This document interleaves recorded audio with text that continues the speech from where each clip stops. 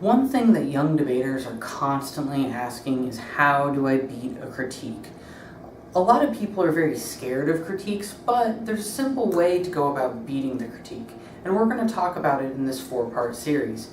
We're going to talk about the SPOT theory, which is a solvency deficit, a perm, your offense, and then theory. In this video, we're going to talk about just the solvency deficit. So let's get started. First, what do we mean by the solvency deficit? Well, this is pretty simple. Can the alternative solve for the impacts of the affirmative? Now, there are four things that you need to do in order to go about winning a solvency deficit in a critique debate when you are affirmative. The first thing you need to do is you need to win and explain that the alt cannot solve the aff. So the first thing you do is explain why the alt can't solve the aff.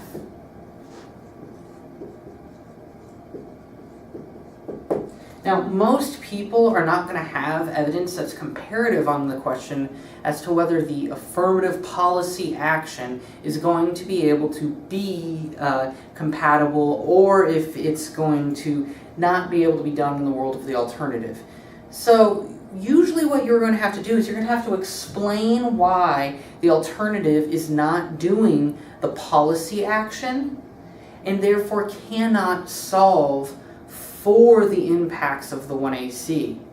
This should be a pre-written out explanation that's just a few lines long as to why any alternative that rejects the affirmative, for example, would not be able to solve the impacts. The second thing you have to do is you have to be able to control the magnitude. You want to control the magnitude.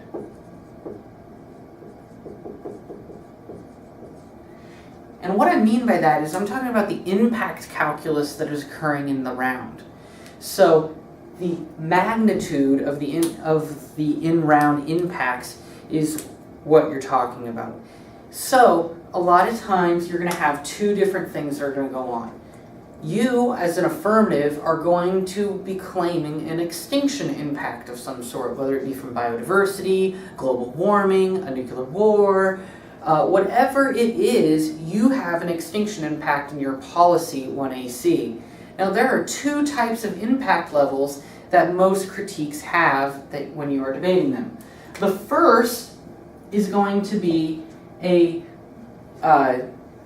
differing type of magnitude.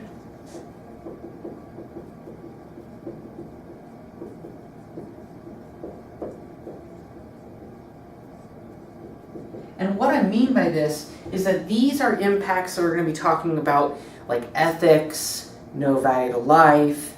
They're going to be talking about your relationship or a priori issues to the world around you, and they're going to claim that those indeed are the biggest impacts in the round. So those you are going to read some sort of extinction comes first. So you have stood up, you have read a policy 1AC with a hegemony and a nuclear war impact that leads up to extinction, and the negative has read some sort of securitization impact, securitization critique against you. And inside of that criticism, they have said that no value to life occurs in a world where you securitize.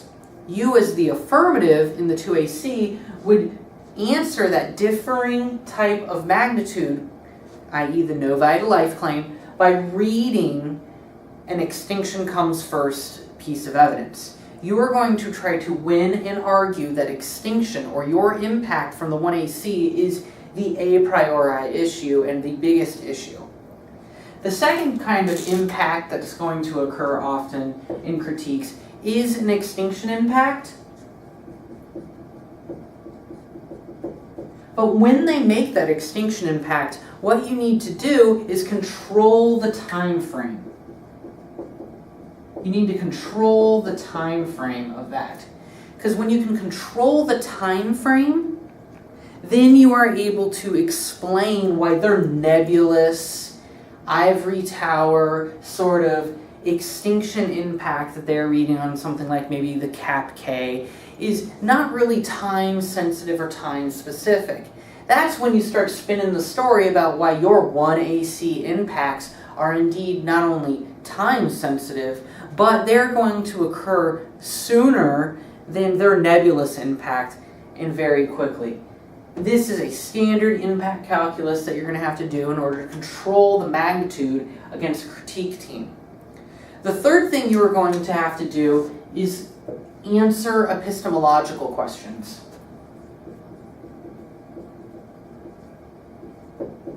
Those epistemology questions are dealing with how we know what we know. That's what epistemology means, how we know what we know.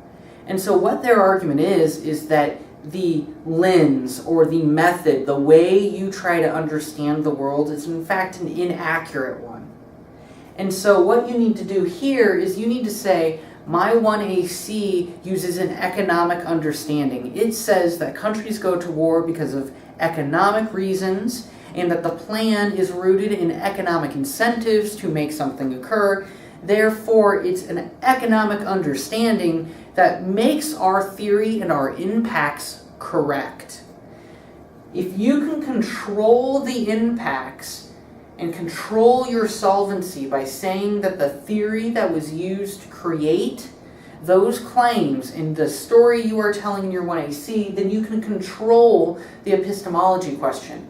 Because your evidence should be more specific than their evidence if you are dealing with the 1AC methodology and they are merely just saying all other theories are incorrect.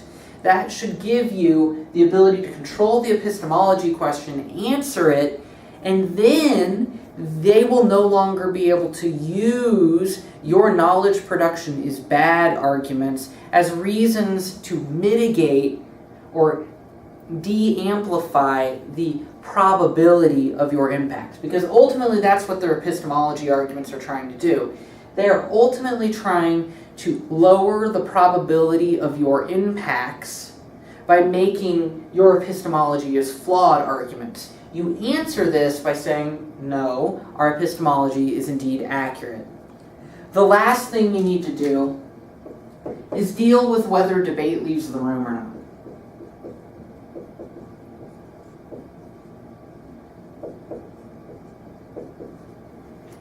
And really what we're talking about here is debate in the real world. This means that they will often make the argument that debate doesn't leave the room, that we are not government actors, we are not part of the government, therefore we should stop pretending like we are part of the government and we should deal with the issues that are occurring inside of this room and the way we produce knowledge. But if you can read apocalyptic rhetoric arguments or read arguments about why the discourse you use in the 1AC is important to mobilize the public, then you are still able to access solvency. Because ultimately, at the end of the day, the debate doesn't leave the room argument is used as a solvency takeout. The solvency takeout is because you don't access the governmental action when you are defending a policy F. But if you defend that the discourse you used in the 1AC, whether it be apocalyptic rhetoric, or if you're reading a nanotech F saying that nanotech discussions mobilize the public, then you have the ability to access the solvency for your affirmative. So we have now looked at the 4 things you have to do in order to control the solvency deficit debate that occurs against a critique. You have to explain why the alternative cannot solve the affirmative.